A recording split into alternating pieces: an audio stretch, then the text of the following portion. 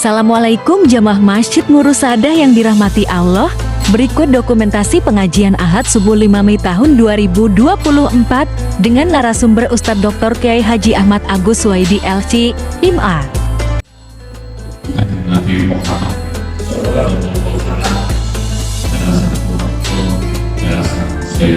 itu nikah waktu dia sama politik yang salah satu itu di sama yang sekitar yang kursus organisasi Abdullah di di nama terus ini dan sesuatu.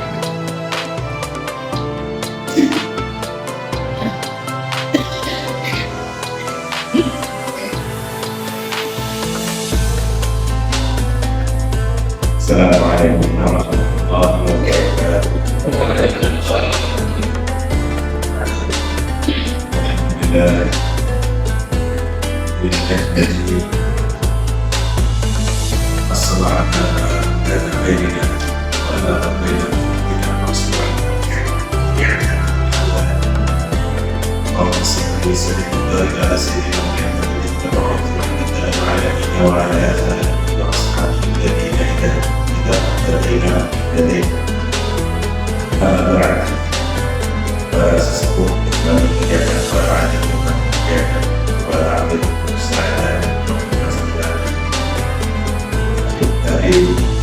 Kiai Dr. Mustafa, para jamaah rahimakumullah. Alhamdulillahirabbil alamin. Pada syukur ini kita masih diperkenankan untuk bersilaturahim dalam keadaan sehat walafiat. Mudah-mudahan kita bisa memetik dan manfaat dari nikmat sehat walafiat pada hari ini dan seterusnya. Selanjutnya berdasarkan nyambut dari Ibu Zainal, tema ini membawa Zainal dan membuat terserah harap dialog ikutan apa-apa.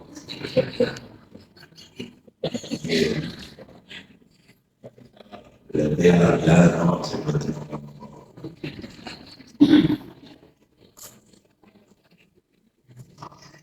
sekaligus terjemahan membuka sarang-sarang kita ada kita anak-anaknya kita renungkan ayat-ayat halal. Maka saya sebutkan halal karena setiap acara halal kami atau kami pasti membaca ayat ini. Ayat ini membaca bahasa ini. أعوذ بالله من الشيطان الرجيم وسارعوا إلى مغفرة من ربكم وجنة عرضها السماوات والأرض أعدت للمتقين الذين ينفقون في السراء والضراء والكاظمين الغيظ والعافين عن الناس والله يحب المحسنين والذين إذا فعلوا فاحشة أو ظلموا أنفسهم ذكروا الله فاستغفروا لذنوبهم ومن يغفر الذنوب إلا الله ولم يصروا على ما فعلوا وهم يعلمون أولئك جزاؤهم أن عليهم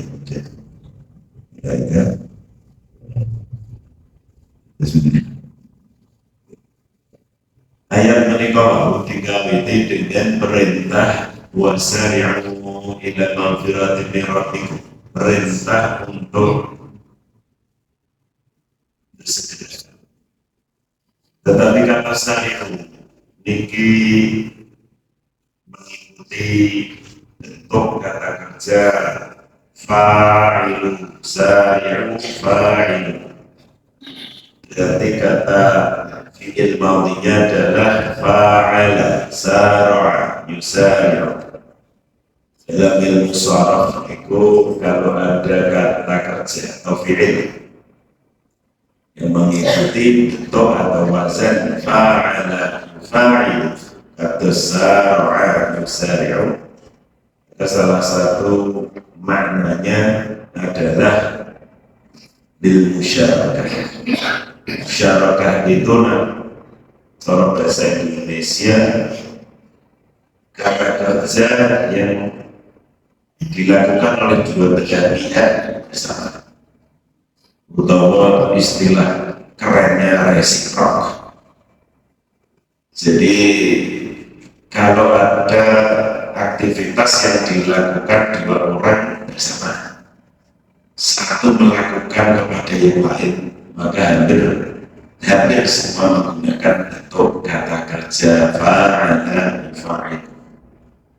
Contoh bahasa Arabnya tinju itu lagama yulakimu mulagama, karena tinju itu pasti ada dua orang yang saling meninju satu sama lain, maka disebut mulagama. Kemudian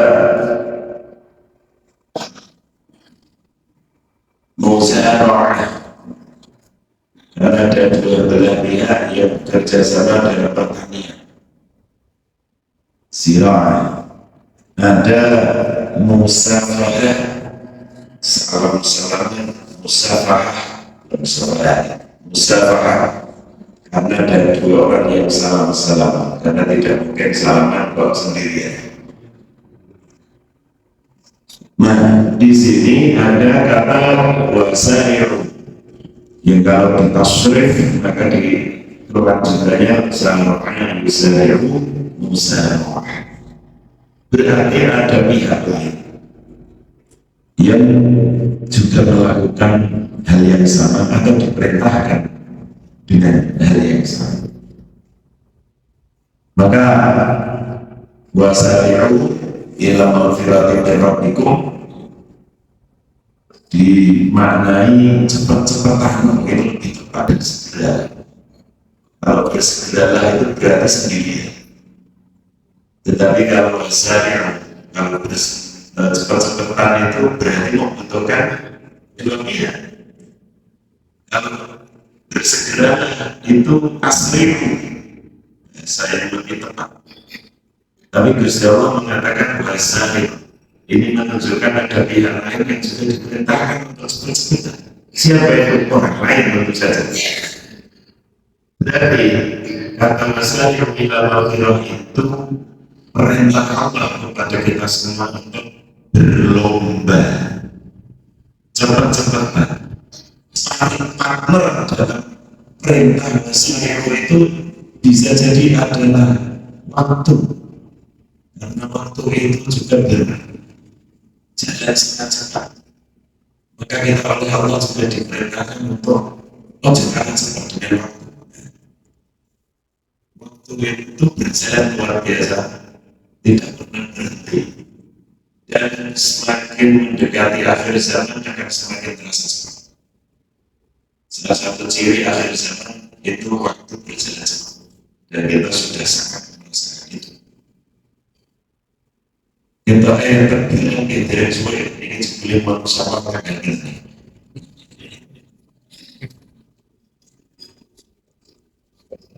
Nah, karena waktu berjalan begitu cepat, dan jika kita tidak bertindak cepat, maka akan banyak kehilangan waktu.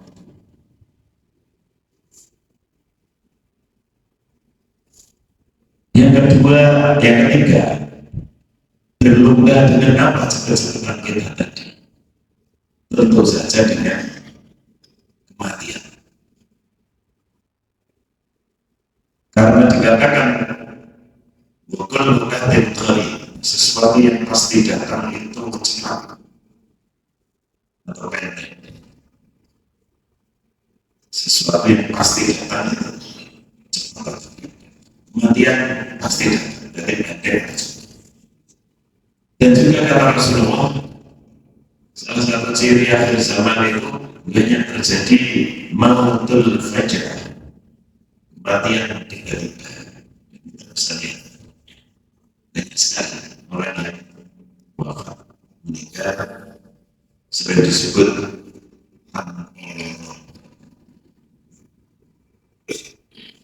di Vietnam itu sampai saking banyaknya mautul fajr akhirnya banyak LSM yang marahnya kepada penyedia vaksin karena dibuka ya kita tidak boleh menggugur-gugurkan karena memang kajian mistis sudah mengatakan salah satu tanda akhir zaman selain cepatnya waktu berlalu adalah banyaknya mautul fajr, kematian mendadak.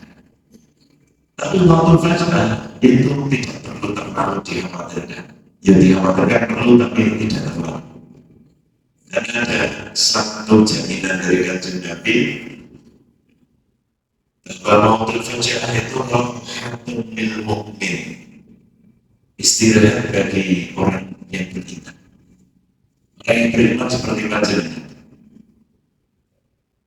jam 4 sudah bangun ke masjid, di situ ngaji, di situ mungkin setelah ada kegiatan-kegiatan positif lain, baik ibadah makhluk maupun ibadah sosial, capek. Ketika terjadi mautul fajr dari roh dari istirahat dan tidak merepoti pemilihan begitu. Tentu saja mautul fajr ini sangat tragis bagi non-mukmin. Kenapa? Karena non-mukmin orang yang tidak beriman berarti tidak punya kesempatan untuk beriman dan ibadah. Ini yang sangat tragis. Nah, mengantisipasi itu, maka Allah Subhanahu wa Ta'ala perintahkan bahasanya ila maghfiratin min rabbikum. Ayo saling berlutut cepat-cepatan ila maghfiratin min rabbikum, menuju ampunan Tuhan. Tidak peduli oleh apa tiba-tiba ayo kita ampun. Tidak tersinggung. Seandainya ada orang mengatakan kepada kita, aku minta kebetulan minta maaf kebetulan. Tiba-tiba mungkin kira-kira siap tidak dan minta maaf atas apa? Bisa salah. Tapi ayat ini memberitakan kita semua. Seakan-akan kita semua itu sudah berdosa. Oleh karena itu tiba-tiba Allah menyatakan, ayo cepat-cepat jangan kalah di tempat, minta maaf, istighfar kepada Tuhan. Itu secara tidak langsung Allah mengatakan kita itu sudah di dosa. Sebagaimana dinyatakan lebih eksplisit oleh Rasulullah SAW, kullu bani Adam, semua adalah tukang dosa. Jadi bernama khatibun al-khatib itu orang yang salah. Dengan sifat mubalaghah, khatibun itu tukang salah. Saking berbisa. Wa khairul khata'ina tawwabun. Tetapi saat api ilmu sing tukang salah adalah yang tahu. Nah, gandeng waktu berjalan terus sangat cepat sekali. Yang kedua bisa jadi kematian mendadak menimpa seseorang. Kita tentu saja ingin ketika mati itu sedang melakukan hal baik, maka perintah wasawiru ila maghfiratin ini benar-benar menentukan momentum, yaitu saat kita buat sekali salah dan ketika waktu berjalan salah dan ketika kematian mendadak bukan salah. Maka wasawiru ila maghfiratin bukan jannah kan air wasawiru ila jannah. Dan cepat-cepatan manusia. Jadi kita jangan yang atau disebut ke Masari'u ila maghfiratin rabbikum ay masari'u ila jannah, dan cepat-cepatanlah kalian menuju surga. Surga diraih dengan niat yang baik dan amal yang soleh. Dan saya dari gedung yang tinggi, syaratnya harus membayar orang yang melihat saya. Saya akan akhirnya diukur. Yang luasnya surga tadi seluas langit dan bumi. Bahwa seberapa luasnya. Tapi kalau Gusti Allah dalam Quran mengatakan, Inna ardi wasi'ah, sesungguhnya bumiku itu luas. Biasanya makhluk tidak bisa oleh sesama makhluk, tapi oleh Allah dinyatakan kecil. Kecuali bumi, makhluk manusia melalui ilmu pengetahuan itu mengatakan bumi kita kecil. Karena garis linearnya hanya 42.000 kilometer. Jadi kalau 10 kilometer observasinya nanti sudah dilihat, sudah 50.000 kilometer, berarti sudah keliling dunia lebih. Tapi dari itu dianggap kecil oleh manusia, kecil kita memang segitu. Karena kecil akhirnya manusia bingung. Jadi terjadi overpopulasi, terjadi ledakan berbentuk bumi di tahunan. Akhirnya gencarkan dan pembatasan wilayah dengan berbagai cara. Bahkan ada yang sampai tidak bisa berada, tidak bisa memulai lagi. Bahkan gencarkan pula apa yang disebut dengan LGBT, supaya laki-laki menikah dengan laki-laki, perempuan dengan perempuan, generation B. Saya semakin curiga jajan bumi ini sebetulnya tidak sesempit itu. Bumi tidak sesempit apa yang dikatakan oleh rasa. Karena Allah mengatakan ini arti wasiat, dan Allah mengatakan bahwa tidak dari mungkin arti ilah semua. Tidak ada makhluk yang melangkah di atas bumi ini kecuali rezekinya ditanggung Allah. Manusia sangat mengkhawatirkan bagaimana manusia bisa makan kalau berhubungannya. Tapi Allah mengatakan satu makhluk mengatakan maka kejadian semuanya. Kira-kira lebih percaya PBB atau Gusti Allah? Yang percaya Allah dulu ketika jumlah penduduk kita masih separuh sekarang, tahun 60-an, 50-an, 40-an, penduduk bumi separuh dari sekarang. Apa yang terjadi dengan bangsa Indonesia? Kira-kira dulu kalau jenengan lihat foto-foto 50 tahun yang lalu, gemuk-gemuk atau kurus-kurusan? Kurus-kurus banget, Masya Allah. Padahal jumlah penduduknya separuh dari sekarang.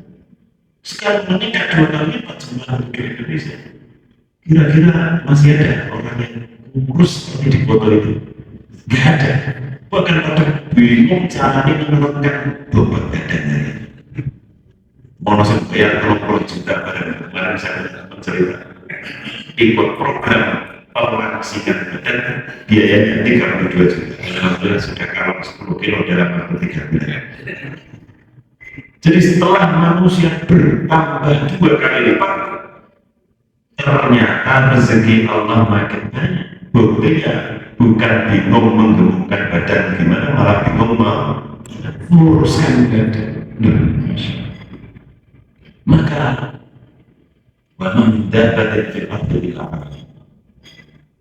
Jadi ini harus disikapi dengan kritis.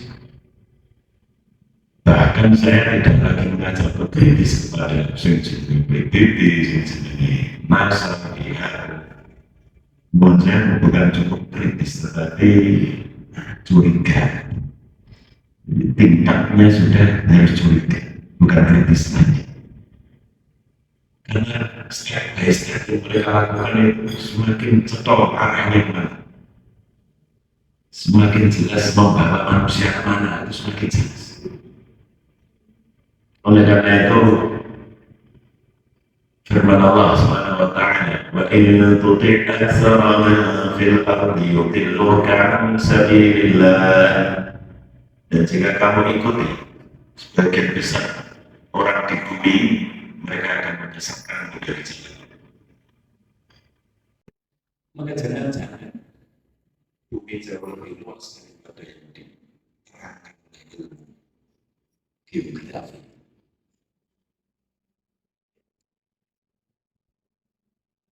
U'iddat lil muttaqin, yang telah disediakan bagi orang-orang yang bertakwa.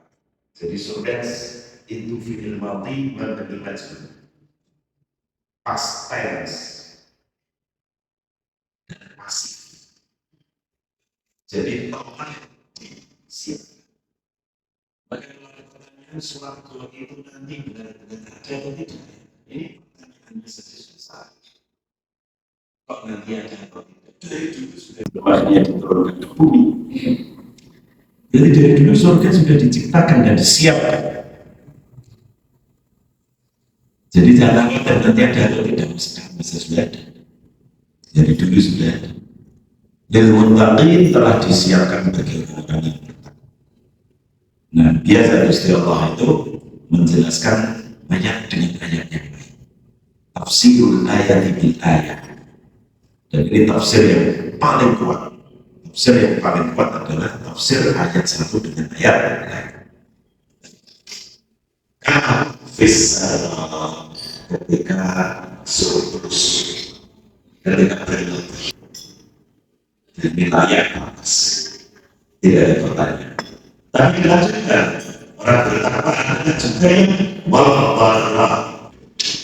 bara itu sama dengan mabarah. Huruf itu biasanya berubah menjadi R ketika jadi bahasa Indonesia. Fardu jadi apa? Alarang. Lebar.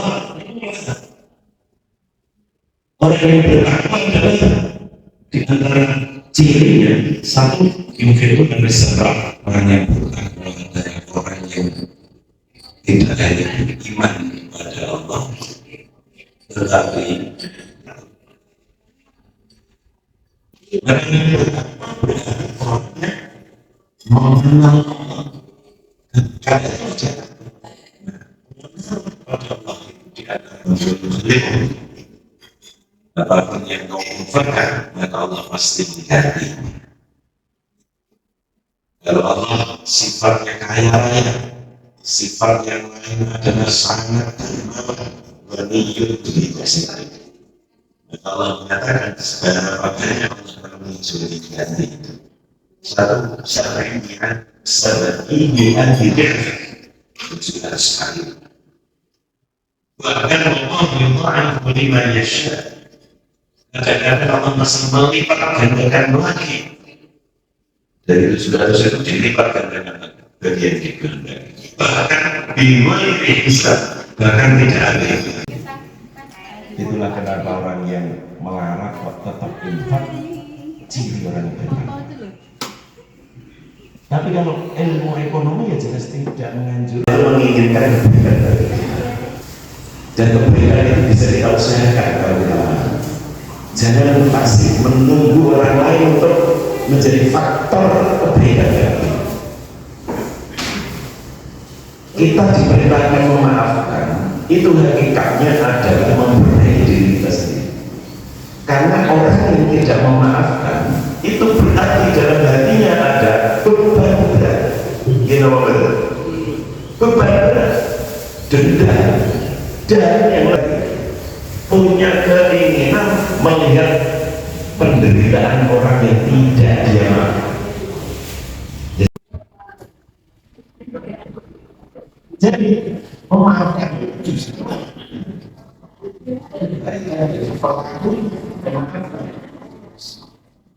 Maka jangan menunggu dimintai maaf. Kalau kamu memaafkan setelah dimintai maaf, ternyata tidak meminta maaf, berarti kita semakin sakit. Dan yang sakit kita, kalau kita minta maaf bisa maafkan. Jadi siapa sih ngomong seperti saya ngomong? Daripada saya salah, ngomong salahnya ada yang jadi saya bisa ngomong nanti. Jadi salahnya, dan tentu mereka tidak mengatakan supaya orang yang memaafkan itu sudah baik. Dan kebaikan harusnya bisa kasih harus tergantung orang lain. Dari diri para tergantung pada orang lain adalah memaaf. Meskipun orang yang bersalah itu tidak meminta. Kata beliau, kami sebagai anak kecil dari 70 alasan untuk bersama itu maksudnya sebanyak mungkin 240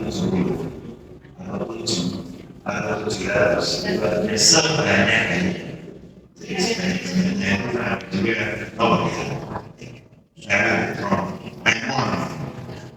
nama itu 7 banyak maksudnya 10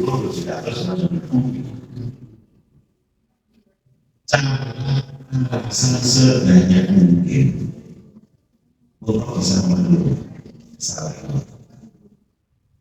Dan memenuhi kesalahan jangan alasannya akan bisa diingatkan sendiri sebanyak mungkin karena mengkritik alasan untuk bisa memenuhi kesalahan. Mau mengajarkan dan caranya kita orang yang aku